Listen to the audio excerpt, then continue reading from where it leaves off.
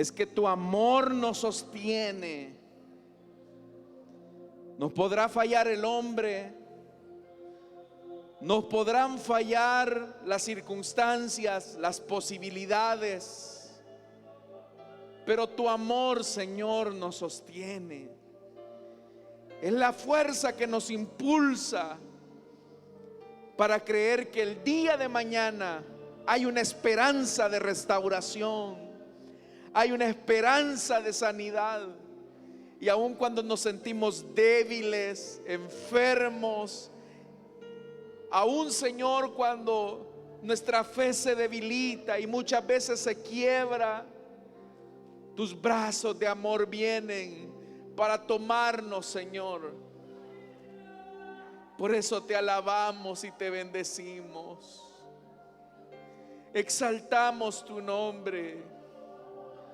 Tú eres digno de toda gloria. Esta noche, Señor, invocamos tu Espíritu Santo que está en medio nuestro, para que nos permita descubrir tu palabra, ser interpelado, Señor, por ella y confiar en lo que tú harás.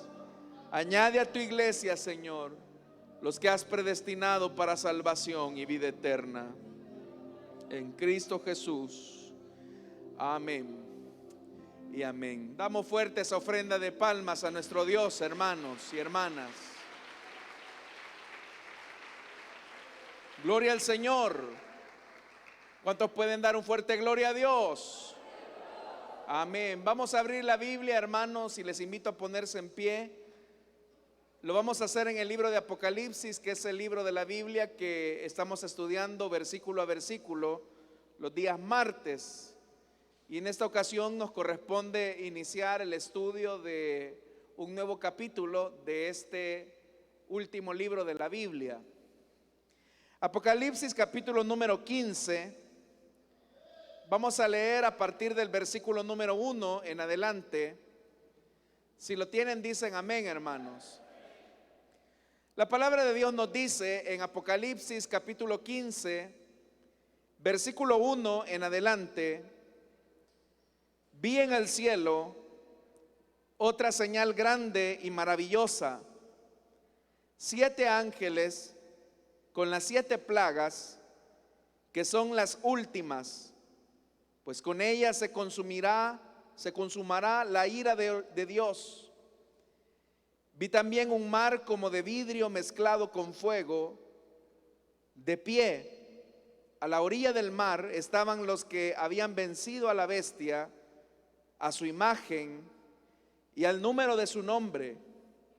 Tenían las arpas que Dios les había dado y cantaban el himno de Moisés, siervo de Dios, y el himno del Cordero. Grandes y maravillosas son tus obras, Señor Dios Todopoderoso. Justos y verdaderos son tus caminos, Rey de las naciones. ¿Quién no te temerá, oh Señor? ¿Quién no glorificará tu nombre? Solo tú eres santo. Todas las naciones vendrán y te adorarán, porque ha salido a la luz las obras de tu justicia. Amén. Solo eso leemos, hermanos. Tengan la bondad de sentarse, por favor. Hermanos, al iniciar este capítulo número 15 de Apocalipsis, en realidad nos encontramos frente al tercer septenario que habíamos venido encontrando en este libro. Usted recordará que el primer septenario es el que tiene que ver con los 7 sellos. Luego que finalizó entre el sexto y el séptimo sello, se abrió un pequeño paréntesis. El último sello dio la apertura al segundo septenario, que tiene que ver con las trompetas. Y usted sabe que cuando se dio el toque de la séptima trompeta, se abrió nuevamente un paréntesis que básicamente, hermanos, va desde el capítulo número 12 hasta el capítulo número 14, que fue el último capítulo que estudiamos la semana pasada. Entonces, hermanos y hermanas, el capítulo 15 sirve como una conclusión de toda esa sección que habíamos visto y que ahora da paso a la transición de la visión de los 7 ángeles con las 7 plagas finales. Pero algo que es importante notar es que, como es típico de Juan, cada vez que él introduce la llegada del septenario o de un nuevo septenario, hay una visión celestial o angelical que va acompañando cada una de las acciones de las partes que componen ese septenario. Por ejemplo, hermanos, en el caso del septenario de los sellos, que fue el primero que vimos, se introdujo, hermanos, con una visión del trono que se encuentra en los capítulos 4 y 5. Es decir, va el septenario de los sellos, termina ese septenario y vemos, hermanos y hermanas, cómo se introduce la visión celestial del trono de Dios. Luego viene el septenario de las trompetas y luego de la media hora de silencio, nosotros encontramos también otro aspecto de la visión celestial. Y ahora que se nos va a introducir a la visión del septenario de las copas, lo primero que nosotros, hermanos, comenzamos a ver es una descripción bastante interesante, porque el versículo 1 dice: vi en el cielo otra señal grande y maravillosa. Significa que para introducir esta nueva visión, Juan de Patmos vuelve nuevamente a la fórmula que inicia la historia del dragón. Usted recordará que allá en el capítulo 12, eso ya lo vimos hace algunas semanas, en el versículo 1 del capítulo 12 dice: apareció en el cielo una señal maravillosa. Y con ello, obviamente, hermanos y hermanas, es un relato que de alguna manera es un relato preparatorio para la visión de las 7 copas, con la diferencia que en este capítulo 15 la descripción dice que ve una señal, otra señal, pero dice que es grande y maravillosa. ¿Por qué razón se dice en esta ocasión que esta es una señal grande y maravillosa? Porque, como usted lo va a notar en este versículo 1, el trasfondo en realidad de la visión sirve para acentuar la solemnidad, la importancia, y eso se ve claramente en el uso de los adjetivos como señal grande y maravillosa.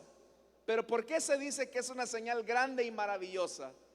Porque esta visión va a superar en muy buena medida a la descripción de la señal de la mujer y la del dragón, que fue la que encontramos en el capítulo número 12. Esa nueva señal consiste básicamente en lo que también el versículo número 1 dice, que son 7 ángeles con las 7 plagas. Ahora, a partir de este versículo 1 del capítulo 5, lo que nosotros vamos a notar, hermanos, es un desarrollo progresivo del simbolismo de los septenarios. Aquí es donde es importante que recordemos algo, y es que los 3 septenarios, los 2 que ya vimos y este que vamos a iniciar, no significa que son nuevos juicios, sino que en realidad cada septenario tiene un enfoque del mismo juicio que Dios va a desarrollar en contra de los habitantes de la tierra y todos aquellos que han seguido a la bestia y al falso profeta. ¿Por qué es importante hacer notar esto? Porque si usted recordará, la primera serie de 7 sellos que estaban cerrados, los sellos estaban cerrando el libro del futuro. Cuando el Cordero de Dios rompe cada uno de esos 7 sellos, el Señor lo que hace es desencadenar una serie de sucesos históricos. La segunda septena, que es la de las trompetas, habla, hermanos y hermanas, de una claridad, de una voz resonante que anuncia los juicios venideros. Pero ahora, en contraste con los septenarios de los sellos y de las trompetas, el simbolismo de las copas de la ira de Dios es más drástico que los dos septenarios anteriores, porque de lo que se va a hablar acá es de 7 plagas. Significa que Juan de Patmos ahora va a hablar acerca de un juicio de destrucción total. Y lo que Juan de Patmos tiene en mente son las plagas que se encuentran registradas en el libro de Éxodo. La idea de plaga, hermanos y hermanas, tiene la idea de algo que va a golpear, de algo que va a pegar, de algo que va a herir. Es decir, que el sustantivo lo que está explicándonos es que viene un tiempo de mortandad, viene un tiempo de una herida bastante profunda. ¿Y eso qué tiene que ver?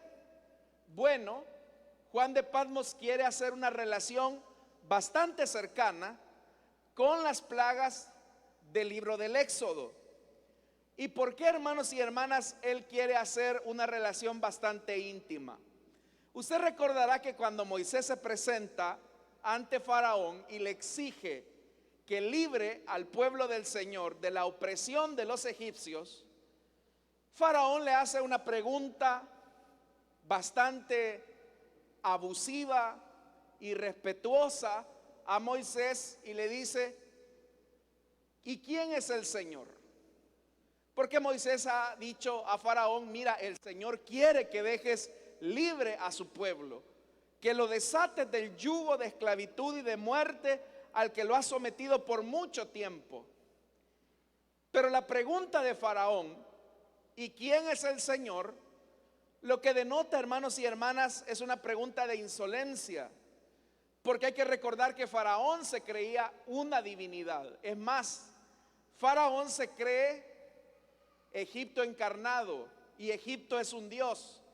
Cada una de las señales que usted va a ver en el libro de Éxodo son divinidades egipcias a las que el Señor va a golpear, va a herir, va a darles, hermanos y hermanas, un golpe bastante fuerte y considerable. Esto es interesante porque cuando acá entonces se hace el uso de la palabra plaga o del sustantivo plaga, de las 22 veces que aparece esta palabra en el Nuevo Testamento, 16 están en el libro de Apocalipsis, y todas ellas hacen una referencia al éxodo de Israel de Egipto, pero también ahora que Juan de Patmos tiene ese trasfondo del libro de Éxodo, va a utilizarlo en esa visión para hablarnos del nuevo éxodo del pueblo de Dios, de ese éxodo de liberación, de ese éxodo de victoria que el pueblo de Dios va a tener. Recuerde que del capítulo 12 y todo el capítulo 15 de lo que se nos va a hablar es de la lucha del bien y del mal, esa tensión que ha existido a lo largo de la historia. Ahora, el texto, hermanos, procede a aclarar que estos ángeles lo que traen, como dice el versículo 1, son las 7 plagas que son las últimas, dice ese versículo 1. Entonces, este septenario de las copas de la ira de Dios tienen características de finalidad. Es decir, que con estas 7 copas el Señor va a colocar el punto y final al gobierno de opresión de la bestia, del falso profeta, que en su conjunto están representados en la Babilonia religiosa y en la Babilonia comercial. ¿Por qué decimos que estas son las 7 plagas finales o últimas? En primer lugar, hermanos y hermanas, Este es el último septenario que vamos a encontrar en el libro de Apocalipsis. En segundo lugar, vamos a notar que hay una severidad de los simbolismos que han existido, de los sellos, de las trompetas, de las copas de la ira de Dios. Solo para que tengamos, hermanos y hermanas, idea de lo que estamos diciendo. Nosotros, hermanos y hermanas, en los dos septenarios primeros que encontramos, vamos a ir notando notamos que la severidad del castigo divino ha ido en aumento. Es decir, de los sellos a las trompetas ha habido un aumento en la severidad del castigo de Dios. Pero en este septenario de las copas, lo que vamos a encontrar es una severidad total. Prueba de eso es que las expresiones matemáticas que se van a usar en este tercer septenario han graduado. Porque, por ejemplo, hermanos y hermanas, de los sellos se dice que una cuarta parte de los habitantes de la tierra fueron afectados por el rompimiento de ese sello. Pero del segundo septenario de las trompetas, dice la Biblia que una tercera parte fueron afectados. Es decir, que va en aumento el alcance del juicio y del castigo de Dios. Pero en el tercer septenario, es decir, que son las copas de la ira de Dios que se encuentran a partir de este capítulo número 15 en adelante, lo que vamos a ver es que la totalidad de los habitantes de la tierra van a ser afectados. Entonces vea, en los sellos una cuarta parte, en las trompetas una tercera parte, en las copas de la ira de Dios la totalidad de los habitantes de la tierra se vieron afectados. Pero también cada uno de esos septenarios tiene una progresión en la respuesta de los hombres. Por ejemplo, cuando fueron desatados los sellos, cuando el Cordero de Dios rompió cada sello, usted recordará que allá en el capítulo 6, los hombres dijeron: caigan sobre nosotros y escóndannos de la mirada del que está sentado en el trono y de la ira del Cordero, porque ha llegado el día del castigo. ¿Quién podrá mantenerse en pie?, decían los ricos y los poderosos de la tierra. Es decir, que hay un reconocimiento de que todo lo que está ocurriendo en la tierra es porque es un castigo divino. Ahí hay cierta sensibilidad. Pero las víctimas de la sexta trompeta, la Biblia dice que no se arrepintieron, sino que seguían adorando a los demonios. Eso es lo que dice Apocalipsis capítulo 9, que ya lo estudiamos, que dice que tampoco se arrepintieron de sus asesinatos, ni de sus artes mágicas, ni de su inmoralidad sexual, ni de sus robos. Les cae, hermanos y hermanas, este castigo y no hay un arrepentimiento. Pero lo que es peor es que con las copas de la ira de Dios, la Biblia dice que todos ellos comenzaron a blasfemar el nombre de Dios. Entonces vea, en el primer septenario, que son los sellos, hay un reconocimiento del juicio de Dios. En el segundo septenario, que son las trompetas, la gente sigue como que si no ha pasado nada. Pero en el tercer septenario, que es el derramamiento de las copas de la ira de Dios, esta gente lo que hace es blasfemar el nombre de Dios. Todos estos aspectos, hermanos y hermanas, nos llevan a pensar entonces que efectivamente, como dice ese versículo número 1, se está hablando, hermanos y hermanas, que son las últimas plagas que el Señor va a desatar.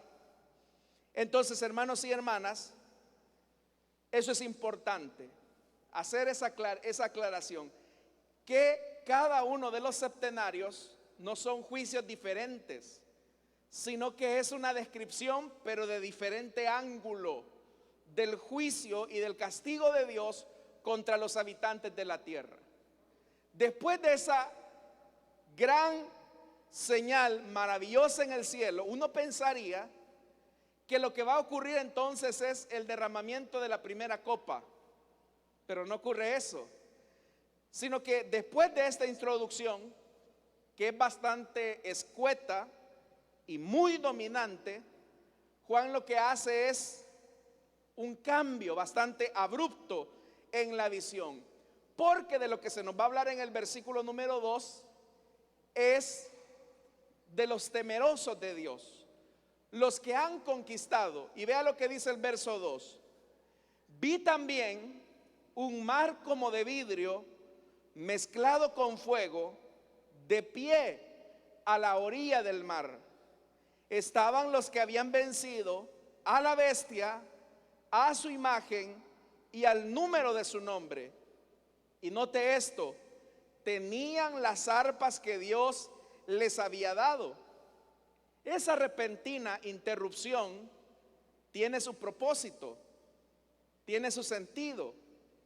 Y esto sugiere, hermanos y hermanas, que las copas constituyen en realidad la séptima trompeta, así como las trompetas constituyeron el séptimo sello.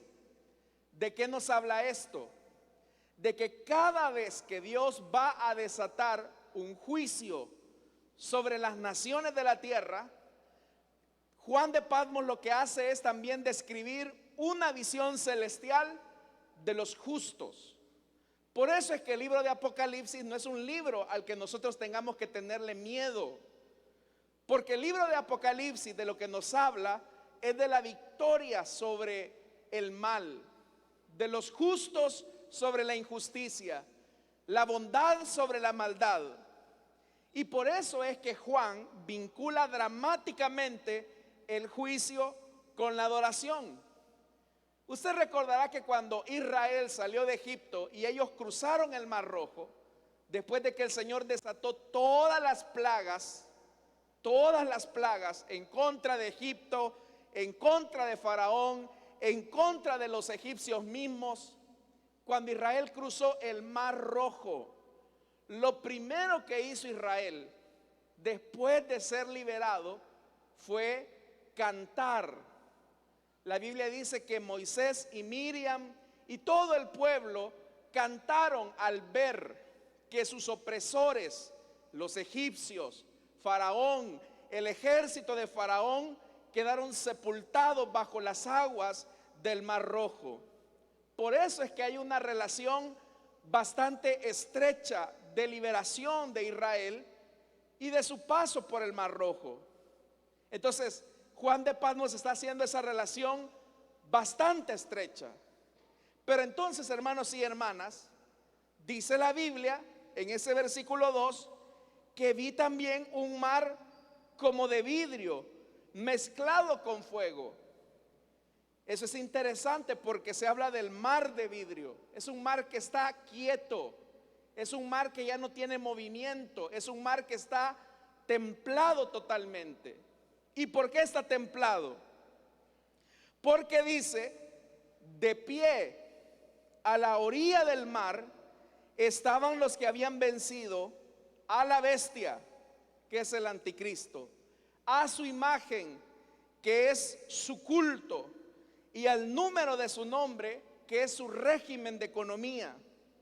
Entonces ellos, como pueblo de Dios, están al pie, al lado del mar de cristal. ¿Y por qué el mar está quieto? Porque el Señor le ha dado la victoria definitiva al pueblo de Dios. El Señor lo que ha hecho es cruzar a su pueblo por ese mar. Y ese mar está quieto, está cristalino, está templado. Y dice la Biblia, hermanos y hermanas, que la descripción es interesante. Dice que estaba mezclado con fuego. ¿Cómo es que se puede combinar el fuego con el agua? Usted sabe que eso no se puede. Entonces la descripción tiene que ver con el hecho de que Dios controla todas las cosas y que Dios es el que le da la victoria a su pueblo. Y significa que si esta gente está de pie al lado de ese mar templado de vidrio mezclado con fuego, es porque Dios le ha dado la victoria final y definitiva a su pueblo. No sé si se alegra usted por eso, porque entonces de lo que nos está hablando Apocalipsis es de esa victoria definitiva.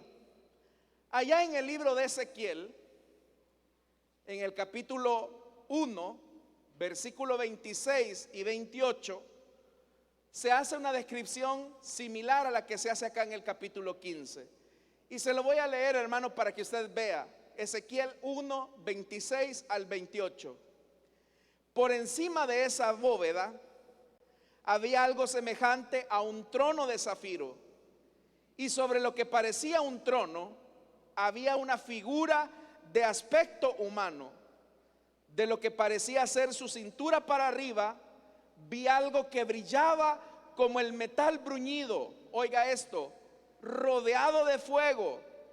De su cintura para abajo vi algo semejante al fuego y un resplandor a su alrededor. El resplandor era semejante al arco iris cuando aparece en las nubes en un día de lluvia. Tal era el aspecto de la gloria del Señor. Ante esa visión caí rostro en tierra y oí una voz que me hablaba, dice Ezequiel. Entonces es una visión gloriosa. Ezequiel lo que está viendo es la visión gloriosa del trono y del gobierno de Dios, que ahora más claramente se ve en este versículo 2 del capítulo 15. Pero hay algo, hermanos y hermanas, que también es interesante, porque se da una característica específica de quiénes son los que están en pie. Número uno, son los que han vencido a la bestia, que es el anticristo. Los que han vencido a su imagen, que es su culto, y los que han vencido el número de su nombre, que es su sistema de valores. Ellos son los que han vencido. Pero dice, hermanos y hermanas, que Dios les ha dado arpas. Y las arpas, ustedes saben que son un instrumento musical. Significa que Dios le permite al pueblo vencedor que adore su nombre, que exalte su nombre. Así como cuando Israel cruzó el Mar Rojo, y ya cuando ellos estaban libres y a salvo del otro lado, y dice la Biblia que Israel entonó un cántico. Así también ahora los que han sido fieles, temerosos de Dios, los que han vencido a la bestia, los que han vencido a su imagen, los que han vencido sus valores, son los que van a poder cantar y utilizar las arpas. Por eso, hermanos y hermanas, también hay otra característica, y es que dice que estaban de pie. Estar de pie en el libro de Apocalipsis es una clara referencia de la victoria y de la resurrección. Recuerde que allá los impíos, los reyes de la tierra, los magnates de la tierra, decían: ¿quién podrá estar de pie el día de la ira del Cordero de Dios? Los únicos que podrán estar de pie para entonar alabanza son aquellos que hayan vencido a la bestia, a su imagen y al número de su nombre. Son los que se han mantenido fieles al Cordero de Dios, como dice el capítulo anterior, y que el Cordero los guía y ellos siguen al Cordero por donde quiera que Él va. ¿Se alegran, hermanos? Porque eso significa que resistir el oprobio, resistir el culto de la bestia, resistir su imagen, es lo que al final asegura nuestra victoria del otro lado del mar. Del otro lado del mar. Dice el versículo número 3: y cantaban el himno de Moisés. Por eso yo le decía la relación con el Éxodo, siervo de Dios, y el himno del Cordero. Entonces, frente a la persecución del dragón y de la bestia que encontramos en el capítulo 12 y 13, ¿qué es lo que está haciendo el pueblo ahora que han vencido? ¿Qué es lo primero que el pueblo hace cuando ha vencido la prueba? Cantan. cantan la firme seguridad de la victoria final. Fíjese esto, el pueblo liberado canta, y si no canta es porque no está liberado. En toda la Biblia nosotros encontramos eso. Cuando alguien ha sido liberado, canta, y si no canta es porque no ha sido liberado. ¿Por qué cree que cuando aquellos dos apóstoles estaban encerrados en la cárcel, a medianoche se ponen a cantar? Ellos, hermanos y hermanas, estaban atados con cepos de madera, pero dice la Biblia que se pusieron a entonar cantos al Señor. Su cuerpo podía estar atado, pero su espíritu no. Era más libre que aquellos que estaban del otro lado de las rejas. Entonces, hermanos y hermanas, el canto es una expresión de la liberación que Dios ha hecho en nosotros. Cuando hay alguien que no canta, uno se asusta porque entonces eso expresa su desgano de que no ha sido liberado. Pero piense por un momento en esto. ¿Qué pasaría, hermanos, si de repente a usted le descubrieran una enfermedad mortal? Ni Dios lo quiera. Una enfermedad grave como el cáncer o cualquier otra enfermedad terminal. Usted se preocupa, usted se aflige, pero ¿qué pasaría si Dios lo sana sobrenaturalmente? Y de repente el médico le dice, mire usted, ya no tiene nada. ¿Usted será que va a decir, bueno, gloria a Dios porque me sanó? No, ¿verdad? Si a usted Dios lo sana de cáncer, usted va a saltar y brincar y va a decir gloria al Dios que me dio la sanidad. Si se lo va a dar, déselo bien, hermano. Sí. Piense en alguien, hermanos y hermanas, que ha perdido su empleo y ha pasado años sin empleo y de repente el Señor le da empleo. Esa persona, hermano y hermana, va a cantar de júbilo por la victoria que Dios le ha concedido. ¿Qué no será el canto cuando nosotros venzamos a la misma muerte? Bueno, ya la vencimos porque Cristo la derrotó en la cruz del Calvario.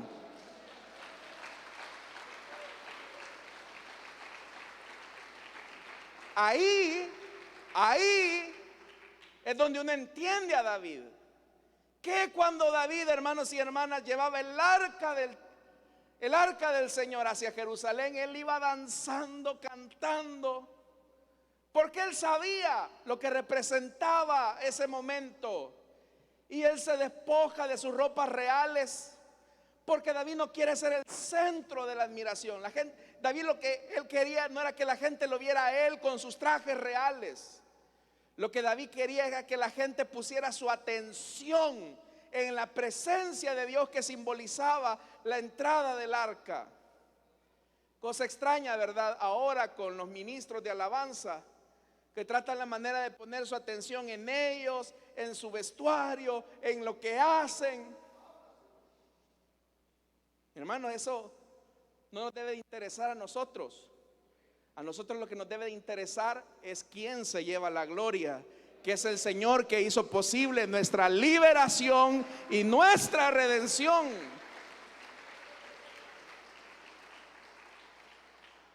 Entonces, note esto. Al despliegue de la ira, de las copas de la ira de Dios, el pueblo responde con canto. Los que antes habían sido derrotados, marginados, destruidos, perseguidos por la bestia, los que antes el mundo veía como derrotados, ahora se vuelven en vencedores. Piense cómo se sintió el esclavo hebreo cuando de repente cruza el Mar Rojo y ve que sus verdugos, los que los oprimían, los que los hundían, quedan totalmente sepultados en el Mar Rojo. Se sintieron bendecidos. Significa, hermanos y hermanas, que puede ser que ahora la gente se burle de nosotros y diga un montón de tonterías. fanáticos, religiosos, bobos, borregos, van a que les baje el dinero el pastor y un montón de tonteras que la gente sabe decir. Pero el que ríe al último ríe mejor. Hoy nosotros podemos ser objeto de burla, hoy nosotros podemos ser objeto de calumnia, hoy puede ser que nos marginen, nos derroten en esta tierra, pero la guerra no ha terminado. La guerra ya fue ganada por el Cordero de Dios que fue inmolado.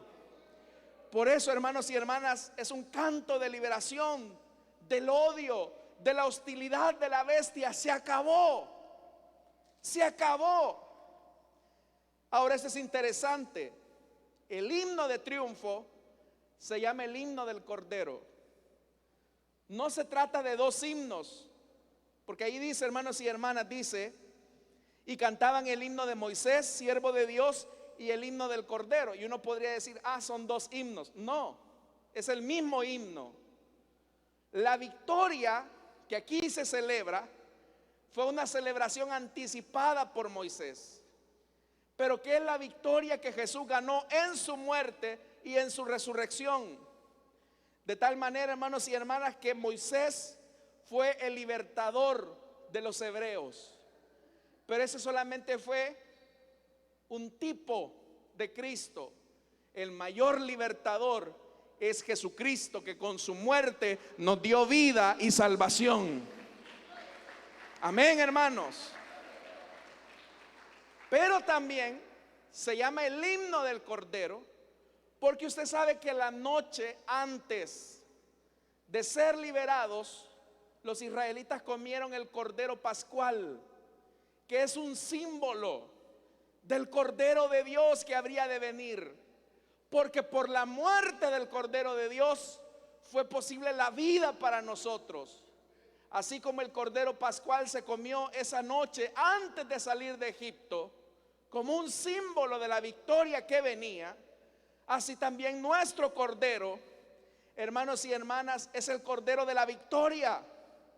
Entonces es un nuevo éxodo que se suscita, hermanos y hermanas, porque el Cordero hiere a la bestia, al falso profeta y a la Babilonia.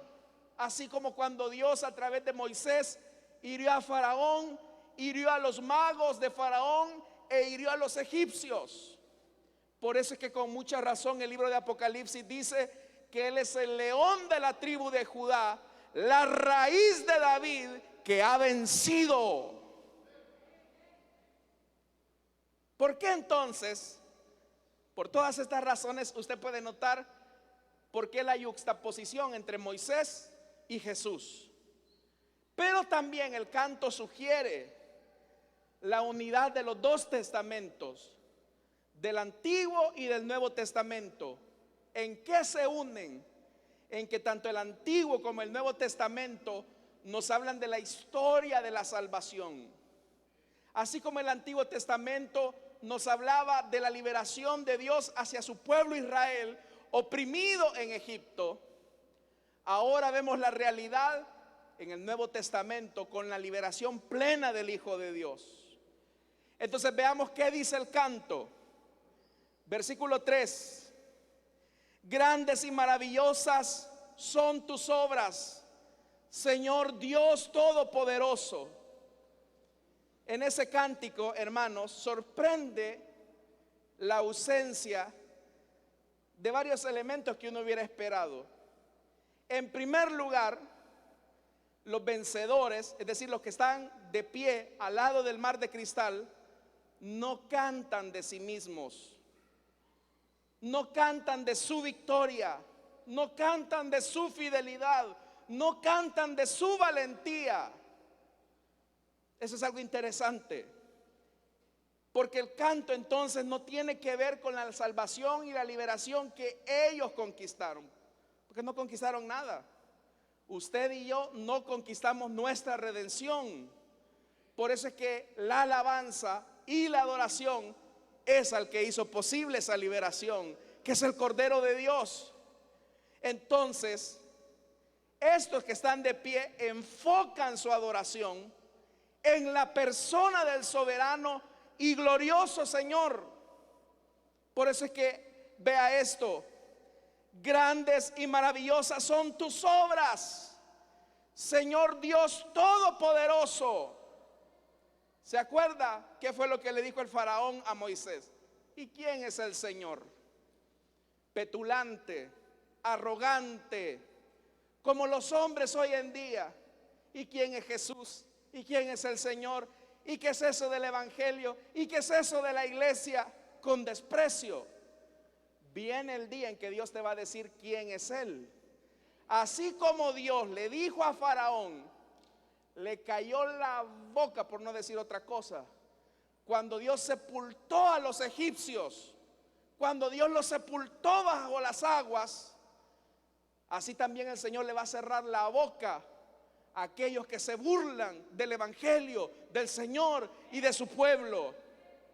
Y por eso es que lo primero es: grandes y maravillosas son tus obras. ¿Y quién las hizo grandes? ¿Quién las hizo maravillosas? El Señor Dios Todopoderoso, dice la Escritura.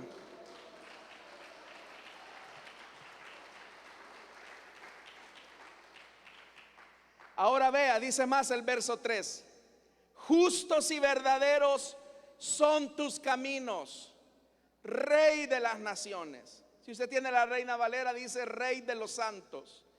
Así rápidamente, hermanos y hermanas, los manuscritos que ocupó Casiodoro de Reina, que no fueron los mejores, dice Rey de los santos.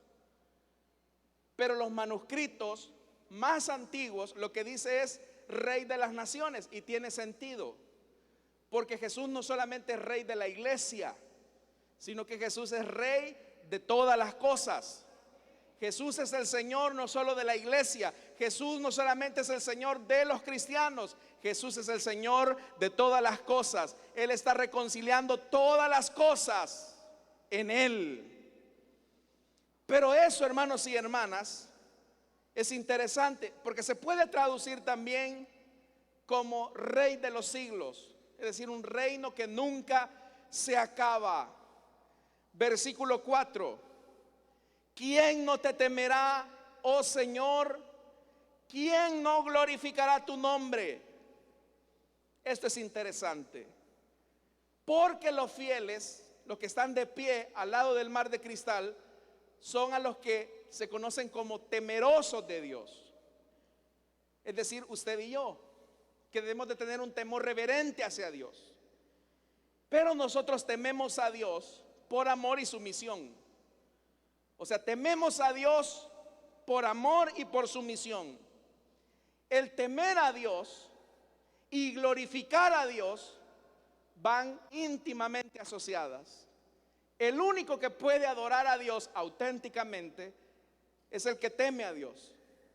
Lo que expresa que la auténtica adoración que Dios recibe es de aquellos que tienen un corazón con temor reverente hacia Dios. En otros contextos, hermanos, y esto ya lo vimos en otro estudio, que dar gloria a Dios significa decir la verdad. Cuando Acán es descubierto en su pecado, Josué le dice: da gloria a Dios, hijo mío. Es decir, di la verdad. Y claro, Acán dijo gloria al Señor y comenzó a revelar su pecado, y al final lo terminan matando. Porque ese dar gloria a Dios no es un dar gloria a Dios sincero que lleve a la conversión. Hermanos y hermanas, esto es importante. Todos los que estamos acá tememos al Señor y damos gloria a su nombre, ¿verdad? Y lo hacemos voluntariamente y lo hacemos por amor a nuestro Dios. ¿Verdad que así es, hermano? ¿Cuántos pueden dar un fuerte gloria a Dios? Lo hacemos voluntariamente y en amor. Pero aquellos que en esta tierra no le dan gloria a Dios y no le temen, al final lo van a terminar haciendo. Van a terminar dándole gloria a Dios y van a temer a Dios, pero solo para condenación. Entonces, por eso es que la pregunta, que no habrá nadie quien no tema a Dios y glorifique su nombre. Ahora, ¿por qué razón se debe de temer a Dios y glorificar su nombre. Para concluir el canto, los vencedores dan 3 razones para adorar y temer a Dios. Lo primero es: solo tú eres santo. La primera razón para temer y adorar a Dios es que Él es incomparablemente santo. Santidad aquí significa perfecta rectitud, moralidad excelente, pero también habla de que no hay nadie que sea más santo que Él. Por eso es que la Biblia dice: santo, santo, santo es el Señor nuestro Dios. Cuando Isaías ve la visión en el que se va a producir su llamamiento, él tiene terror, tiene miedo, porque su pecaminosidad fue revelada y expuesta por la inminente santidad de Dios. Entonces, hermanos y hermanas, la primera razón para dar gloria y temer a Dios es que nuestro Dios es santo. La segunda razón es por lo que dice ahí la Biblia: porque todas las naciones, dice, solo tú eres santo, todas las naciones vendrán y te adorarán. No vamos a tocar el texto, pero en Isaías 62 se habla que las naciones de la tierra suben a Jerusalén a rendir adoración al Señor, que las riquezas de las naciones son entregadas al Señor. ¿De qué nos habla eso? De que toda la profecía bíblica se va a cumplir y Dios cumplirá su palabra. Y es ahí donde los burladores se darán cuenta que se equivocaron. Se darán cuenta que se burlaban de Dios, se burlaban del evangelio, se burlaban de la iglesia. Pero ellos terminarán viendo que la profecía, la palabra de Dios se cumple. Lástima que no van a poder disfrutar de eso, ¿verdad, hermanos? La tercera y última razón de temer y glorificar al Señor se encuentra también en el verso 4. Porque han salido a la luz las obras de tu justicia. Tiene que recordar algo. Y como ya le dije que cada septenario es una descripción de los juicios de Dios, en el quinto sello, en la visión del quinto sello, usted va a recordar que los mártires debajo del altar exclaman a Dios pidiendo que juzgue a los habitantes de la tierra y que venga la sangre de ellos. Es una petición de clamor a Dios. Pero ahora lo que encontramos acá es un pueblo que ha vencido, a quien Dios le ha escuchado su oración. Cuando la Biblia nos dice: mas buscad primeramente el reino de Dios y su justicia, se refiere a eso. Hoy nosotros, hermanos y hermanas, vivimos en un mundo lleno de injusticia, de perversión, de maldad. Y uno dice: Señor, ¿hasta cuándo? ¿Cuándo vas a venir? ¿Cuándo vas a calmar esta violencia? Pero llegará un momento, hermanos, en que esa petición, ese deseo, ese anhelo ya no va a ser una petición, sino que habrá sido una acción cumplida de Dios.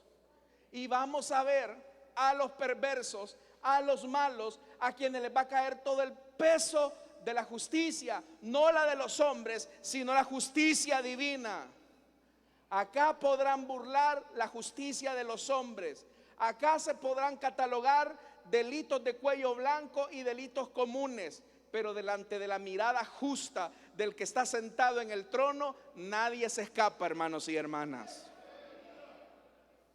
Entonces, así como Israel cantó junto a Moisés del otro lado del Mar Rojo por la justicia, la liberación de Dios, así también el pueblo de Dios va a cantar, no del otro lado del Mar Rojo, sino que al lado del mar de cristal, y teniendo cara a cara a su libertador, el que murió en la cruz del Calvario. Y por eso le alabamos ya esta noche, hermanos y hermanas. Amén, hermanos. Vamos a orar, vamos a cerrar nuestros ojos. Teniendo nuestros ojos cerrados y nuestro rostro inclinado, quiero hacer una invitación rápidamente que no puedo extender por mucho tiempo. Y es para los amigos que desean entregarle su vida a Cristo, o los hermanos que desean reconciliarse, para que puedan ponerse en pie y ahí vamos a orar por usted. Si hay alguien que desea entregarle su vida a Cristo, desea reconciliarse, póngase en pie. Todos los seres humanos, toda la creación, hasta el mismo Satanás, teme y dará gloria al Señor. La diferencia está en el tiempo. Quienes lo hacemos ahora, reconociendo reverentemente al Señor, temiéndole, adorándole, dar gloria a su nombre, tenemos la bendición de estar en pie, o de estar en pie en el futuro, en ese mar de cristal, al lado de ese mar de cristal, como una victoria, cantando los himnos nuevos que el Señor nos dará. Pero aquellos que vayan a adorar al Señor después de la muerte, será para condenación eterna. Toda rodilla se doblará y toda lengua confesará que Jesús es el Señor. La diferencia la haces en el tiempo. ¿Cuándo lo harás? Nosotros ya lo hicimos en esta tierra. Mucha gente lo hará en la eternidad, pero será para condenación. Hoy puedes tú salir de ese juicio inminente. ¿Habrá alguien esta noche que desea entregarle su vida a Cristo o que desea reconciliarse? Esta puede ser tu última oportunidad. No lo sabemos.